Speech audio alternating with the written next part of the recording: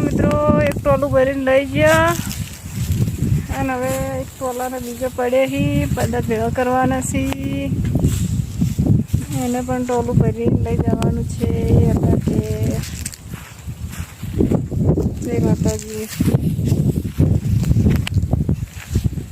જસ હવે ઘેર પાછા કાલ પમદાડી ટોલું ભરવા આવશે એ લાજી છે ત્રસ બરાબર